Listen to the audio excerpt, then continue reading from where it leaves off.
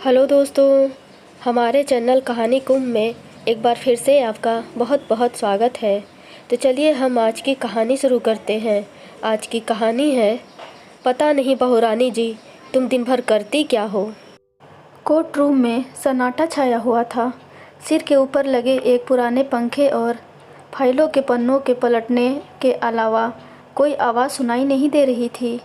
आज मुकदमे की आखिरी तारीख थी। रंजना सांस रोके फैसले के इंतज़ार में थी। उसने दोनों बच्चों के हाथ कसकर पकड़ रखे थे। वकीलों की दलीलों के आगे वह हर बार टूटती, बिखरती और फिर अपने आप को मजबूती से समेटकर हर तारीख पर अपने आप को खड़ा कर देती। क्या क्या आरोप नहीं लगे थे इन बीते दिनों में। हर तारीख पर जलील और अपमानित होती थी रंजना। 8 साल की शादी, सब कुछ तो ठीक ही था। वरुण एक प्राइवेट कंपनी में काम करते थे। खुद का मकान, खाता पिता परिवार, सास ससुर, एक छोटा भाई और बहन। एक लड़की को और क्या चाहिए था। फूफा जी ने रिश्ता बताया था। पापा कितने खुश थे। कोई जिम्मेदारी नहीं। एक छोटी बहन है, वह भी शादी के बाद अपने घर चली जाएगी। रंजना उन्हें एक ही नज़र में पसंद आ गई थी। पापा बहुत खुश थे। आप लोगों की कोई डिमांड हो तो बता दीजिए, रंजना के पिताजी ने कहा था। रंजना को आज भी याद है। वरुण ने छूटते ही कहा था, अंकल मैं इतना कमा लेता हूँ कि आपकी बेटी को खुश रख लूँगा। आप अपनी बेटी को जो देना चाहें दे सकते हैं, पर हमें कुछ नहीं चाहिए। रंजना की नज़र में कितनी इज्जत बढ़ गई थी वरुण के लिए। पर कृपया शांति बनाए रखें, जज साहब आ रहे हैं। इस आवाज़ ने रंजना की सोच को तेज़ी से ब्रेक लगा दिया। जज साहब ने बड़े ही सीधे स्वर में फैसला सुनाना शुरू किया। वरुण सिंह बनाम रंजना सिंह के द्वारा याचिका दाखिल की गई थी। न्यायालय के द्वारा 6 महीने का वक्त दिए जाने पर भी दोनों पक्ष साथ रहने को सहमत नहीं है। सो यह न्यायालय तलाक के मुकदमे तथा बच्चों की कस्टडी के संबंध में मुकदमे का फैसला सुनाती है। हिंदू विवाह अधिनियम के अनुसार दोनों पक्षों के वकीलों की दलीलों को सुनने के बाद अदालत इस नतीजे पर पहुंची है कि वरुण सिंह एवं रंजना सिंह दोनों की सहमति से उनका संबंध विच्छेद किया जाता है। चूँकि दोनों की संतानें अभी नाबालिग हैं और रंजना सिंह एक सामान्य गृहिणी हैं और आर्थिक रूप से कमज़ोर हैं, इसलिए वरुण सिंह रंजना सिंह को उनके भरण पोषण के अलावा बच्चों के पालन पोषण और भरण पोषण के लिए भी 10,000 रुपये खर्चे के तौर पर देंगे। साथ ही यह न्यायालय महीने में 2 बार या हर 15 दिन पर पिता को अपने बच्चों से मिलने का अधिकार देने का फैसला सुनाती है। रंजना सिंह को इस संबंध में कोई आपत्ति नहीं होनी चाहिए। जज साहब फैसला सुनाकर चले गए। धीरे धीरे सभी लोग कमरे से बाहर निकल गए। रंजना बहुत देर तक यूं ही बैठी रही। वरुण ने जाते जाते मुड़कर उसे देखा। दोनों की आंखें टकरा गईं। न जाने कितने सवाल उनकी आंखों में तैर रहे थे, मानो दोनों एक दूसरे से पूछ रहे थे, अब तो खुश हो ना, यही चाहते थे ना हम। पर क्या सचमुच वे दोनों यही चाहते थे। विवाह की वेदी पर ली गई सारी कस्में एक एक याद आ रही थीं। हिंदू विवाह सिर्फ एक संस्कार नहीं, 7 जन्मों का नाता है जिसे कोई नहीं तोड़ सकता। एक दूसरे का हाथ थामे वरुण और रंजना ने भी तो यही कस्में खाई थीं, पर वक्त के थपेड़ों ने रिश्तों के धागों को तार तार कर दिया था। पारिवारिक न्यायालय के बाहर तलाक के लिए खड़े दंपतियों को देखकर मन कैसा कैसा हो गया था। आखिर ऐसा क्या हो जाता है जो संभाला नहीं जा सकता। रंजना भी तो यही सोचती थी, पर उसे क्या पता था ज़िंदगी उसे ऐसे मोड़ पर लाकर खड़ा कर देगी। पिताजी ने यथासंभव सब कुछ तो दिया, पर यहीं कुछ अधूरा सा था जिसकी भरपाई रंजना अपने आंसुओं से करती रही। बड़ी बहू, बहुत सारी जिम्मेदारियाँ उसके कंधों पर थीं। दिन भर वह चक्कर घन्नी की तरह नाचती रहती। कभी पापा की दवा तो माँ जी का नाश्ता, तो कभी निम्मी का प्रोजेक्ट। कहने को तो निम्मी उसकी हम उम्र थी, पर 2 भाई की लाडली और इकलौती बहन लाड के कारण कभी बड़ी न हो पाई।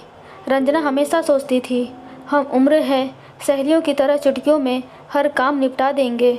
और देवर तो मेरे भाई मोनू की तरह ही है।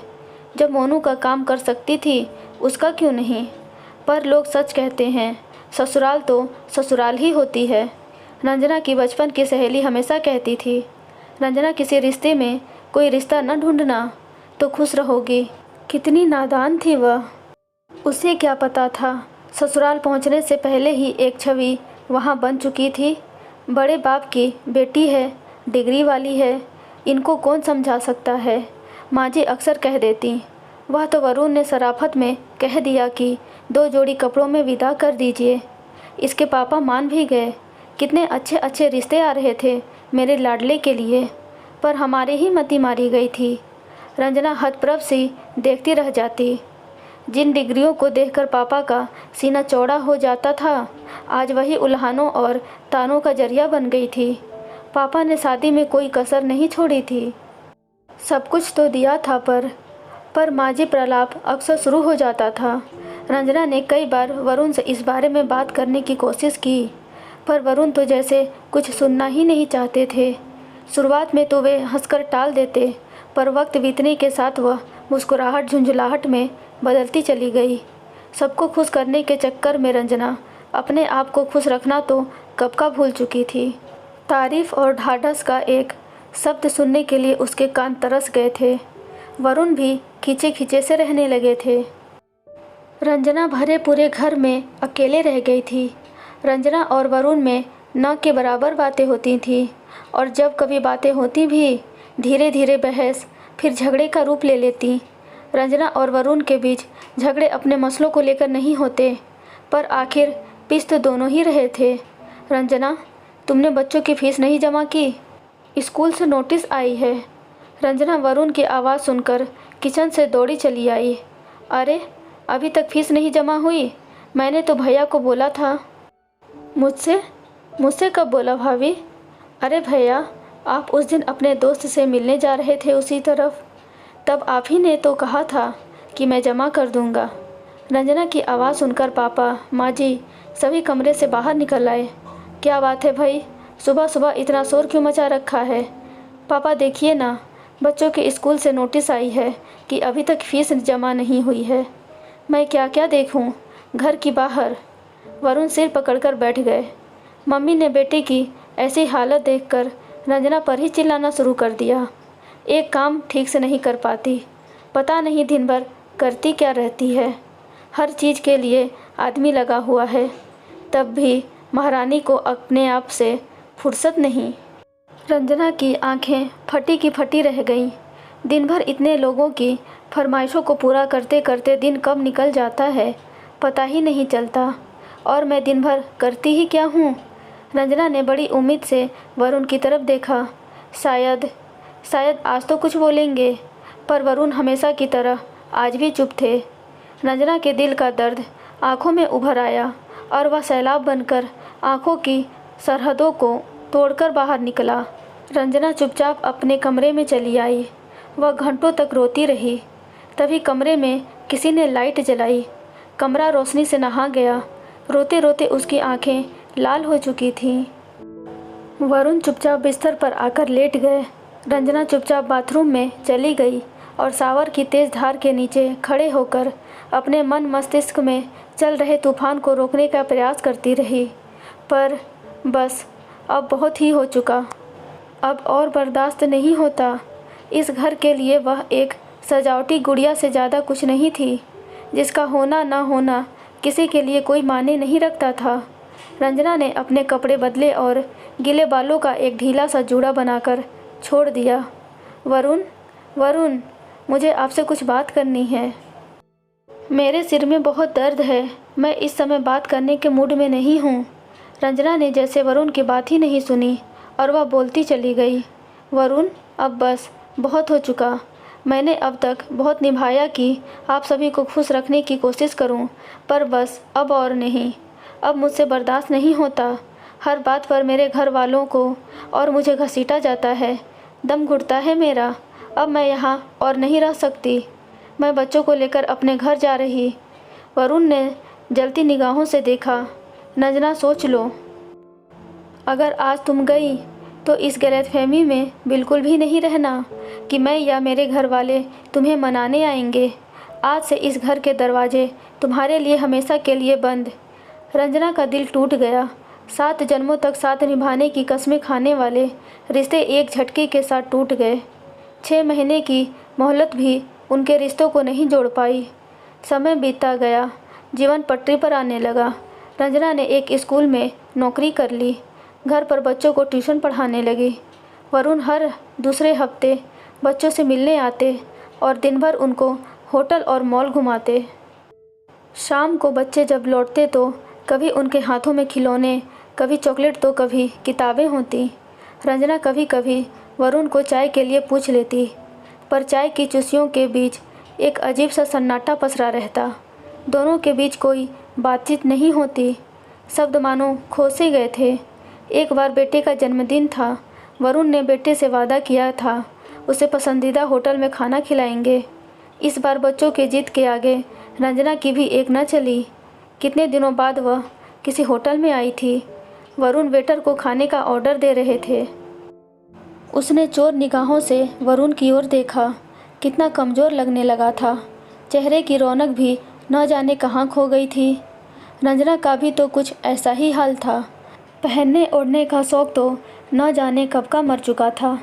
आईने की तरफ देखे तो जमाना हो गया था। रंजना ने गहरी सांस ली। वरुण रंजना और बच्चों को छोड़कर वापस अपने घर लौट गए। बच्चे आज बहुत खुश थे। आज बेटे को उसके पापा ने उसे रिमोट कंट्रोल कार गिफ्ट में दी थी। रंजना ने कपड़े बदले और टीवी खोलकर बैठ गई। हर तरफ कोरोना का समाचार चल रहा था। रात 12 बजे से लॉकडाउन की घोषणा हो गई। रंजना के चेहरे पर चिंता की लकीरें उभर आईं। घर में राशन और ज़रूरत का सामान सब तो लाना पड़ेगा। तभी मोबाइल की घंटी बजी। रंजना, मैं वरुण बोल रहा हूँ। क्या कहती रंजना? उसकी आवाज़ तो वह हज़ारों में भी पहचान सकती थी। रंजना, तुमने टीवी देखा? हाँ, वही देख रही थी। अगर तुम्हें कोई ऐतराज़ ना हो तो बच्चों के साथ घर आ जाओ। पता नहीं कल क्या हो। जब तक सांसें हैं मैं अपने बच्चों के साथ रहना चाहता हूँ। वरुण की आवाज़ में निराशा का स्वर सुनाई दिया। पता नहीं वह क्या था। रंजना वरुण को मना नहीं कर पाई। पर वरुण, आप आएंगे कैसे? कल से तो निकलना बंद हो जाएगा। तुम तैयारी करो, मैं अभी आ रहा हूँ। पता नहीं वह कौन सा धागा था जो रंजना को खींचता ले जा रहा था। बच्चे खुशी से नाच रहे थे कि वे पापा के पास रहने जा रहे हैं, पर वे मासूम यह नहीं जानते थे कि उनकी यह खुशी कितने दिनों की है। बच्चों की आवाज़ों से सास ससुर कमरे से निकल आए। सास ससुर की सवालिया निगाहें उसे अंदर तक भेद गईं। यह यहाँ क्या कर रही है? नशा उतर गया सारा? मम्मी जी ने भुनभुनाते हुए तीर छोड़ा। माँ, इन्हें मैं लेकर आया हूँ, वरुण ने सख्ती से कहा। बच्चों चलो, दादी और बाबा का पैर छुओ। माँ की बात सुनकर बच्चों ने झट से पैर छू लिए। मम्मी वहाँ भी ताना मारने से नहीं चूकीं। चलो, कुछ तो संस्कार दिए वरना। पापा, आपका कमरा कहाँ है? वरुण ने उंगली से कमरे की तरफ इशारा कर दिया। बच्चे हल्ला मचाते हुए उस ओर भागे। कितने वर्षों बाद वरुण के चेहरे पर मुस्कान आई थी। रंजना कमरे के बाहर आकर ठिठक कर रह गई। पैर जम से गए। जिस कमरे में वह दुल्हन बनकर आई थी, आज वह उसे अपरिचितों की तरह देख रहा था। माँ, हम पापा के पास ही सोएंगे। अरे नहीं, तुम लोग बहुत पैर चलाते हो, पापा को दिक्कत होगी। रंजना, इन्हें यहीं रहने दो, वरुण ने कहा। वरुण की आंखों में अजीब सा दर्द उसने महसूस किया था। वह आगे बोला, भाई की शादी के बाद कमरा खाली पड़ा है, मैं तुम्हारा सामान उसी कमरे में रख देता हूँ। सब अपने अपने कमरे में चले गए। रंजना की आंखों से नींद कोसों दूर थी। सारी रात करवटें बदलते बीत गईं। भोर में न जाने कब आंखें लग गईं। बर्तनों की आवाज़ से रंजना की नींद टूट गई। अरे, इतना दिन चढ़ आया? रंजना बुदबुदा कर उठ बैठी। आने को तो वह वरुण के साथ चली आई, पर यह सब क्या इतना आसान था? सहमे हुए कदमों से उसने ड्राइंग रूम में कदम रखा। वरुण झाड़ू लगा रहे थे, मम्मी जी बर्तन धो रही और पापा जी शायद चाय बनाने की कोशिश कर रहे थे।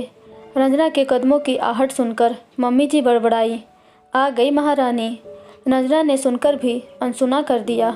उसने सोचा, वह कौन सा यहाँ बसने आई है? कुछ ही दिनों की तो बात है, फिर वही ज़िंदगी और फिर वही कश्मकश। रंजना, तुम जग गई? वरुण की आवाज़ थी। आप क्यों झाड़ू लगा? रंजना बोल ही रही थी कि वरुण बोल पड़ा। अरे वह अचानक लॉकडाउन हो गया ना, इसलिए कोई काम वाली काम करने नहीं आएगी। अब तो अपना हाथ जगन्नाथ। इतना कहने के साथ ही वरुण के चेहरे पर सहज मुस्कान आ गई। कितना बदल गया है इन सालों में सब कुछ। जिस वरुण को ऑफिस के कामों, मम्मी जी को पूजा पाठ और पापा जी को अखबार से फुर्सत नहीं मिलती थी, आज वक्त ने सब कुछ सिखा दिया था। रंजना के लिए समय काटना मुश्किल हो रहा था। मम्मी जी ने शुरू में रंजना के चौके में घुसने पर नाक सिकोड़ी, पर वरुण के सख्त चेहरे और परिस्थितियों के आगे वे ढीली पड़ गईं। शुरू में रिश्तेदारों के फ़ोन आते रहते और घर बैठे बैठे आग में घी डालने का काम करते रहते, पर जैसे जैसे लॉकडाउन की समय सीमा खिसकती रही, उनके फ़ोन आने बंद हो गए। रंजना ने घर की सारी जिम्मेदारी संभाल ली। उसे देखकर लगता ही नहीं था कि वह इस घर से कभी गई भी थी। पापा की नींबू वाली चाय, मम्मी जी की बिना चीनी वाली चाय और वरुण की चीनी कम ज़्यादा दूध वाली चाय आज भी उसे याद थी। पर इन बीते सालों में एक बहुत बड़ा बदलाव आया था। जो रंजना अकेले दिन भर घर के कामों में जूझती रहती थी, आज हर आदमी उसकी सहायता के लिए तत्पर था। मम्मी जी सब्जी काट कर दे देती तो वरुण धुले कपड़ों को फैलाने और तह लगाने में उसकी मदद कर देता। बच्चे दिन भर बाबा और दादी की रट लगाए रहते। वरुण को लगा मानो उसके घर की खुशियाँ वापस लौट आई हों। लॉकडाउन की तारीख बार बार बढ़ रही थी। सब बहुत परेशान थे, पर वरुण और रंजना के सूखे रिश्तों को मानो नया जीवन मिल गया था। सब लोग ड्राइंग रूम में समाचार देख रहे थे। कोरोना की व्यापकता को देखते हुए पूरे देश को कई जोन में बांट दिया गया था। लॉकडाउन में कुछ छूट दी गई। कल से कुछ ज़रूरी दुकानें और प्रतिष्ठान कुछ नियमों के साथ खुलेंगे, पर अभी भी सावधानी बरतने की आवश्यकता है। माँ, क्या अब हम वापस अपने घर जाएंगे? अब हम पापा के साथ नहीं रहेंगे? बेटे की बात सुनकर सब सकते में आ गए। किसी के पास कोई जवाब नहीं था। रंजना ने धीरे धीरे अपना सामान समेटना शुरू किया। पता नहीं क्यों उसका मन भारी हो रहा था, पर किस हक से वह यहाँ रुक सकती थी। न जाने कितने सवाल उसके मन मस्तिष्क में घूम रहे थे। बच्चे उदास मन से गाड़ी में जाकर बैठ गए। रंजना ने पापा और मम्मी जी के पैर छुए। खुश रहो अखंड, यह क्या कहने जा रहे थे वे बुझे मन से अपने कमरे की तरफ चले गए। वरुण को समझ नहीं आ रहा था कि वह रंजना से क्या कहे। इन बीते दिनों में दोनों ने एक दूसरे को जितना करीब से समझा था, उतना तो पहले भी नहीं जानते थे। रंजना के कान भी न जाने क्या सुनने को आतुर थे। एक बार, बस एक बार तो कहकर देखो। वरुण के शब्द लड़खड़ा रहे थे। रंजना, क्या ऐसा नहीं हो सकता? तुम हमेशा के लिए यहीं रुक जाओ। वरुण की आंखों से आंसू बह रहे थे, पश्चाताप के आंसू, उम्मीद के आंसू। रंजना बस यही तो सुनना चाहती थी। कितने साल लगा दिए वरुण ने यह कहने के लिए। रंजना की आंखों से भी आंसू बह रहे थे। उसने अपने आंसुओं को आंचल में समेटा। वरुण, बहुत देर हो रही है। मुझे अब जाने दीजिए, हमेशा के लिए लौट आने के लिए। दोनों की आंखें आंसुओं से भरी थीं, पर ये आंसू खुशी के थे। कोरोना ने न जाने कितनों की गोद उजाड़ी, कितनों का सुहाग छीना, पर आज किसी के घर की खुशियों का कारण भी यह कोरोना ही बना था। दोस्तों, आपको ये कहानी कैसी लगी प्लीज़ कमेंट में बताइएगा, और ऐसे ही रोचक कहानियाँ पढ़ने और सुनने के लिए हमारे चैनल कहानी कुंभ को लाइक, शेयर एंड सब्सक्राइब ज़रूर करें। Thank you.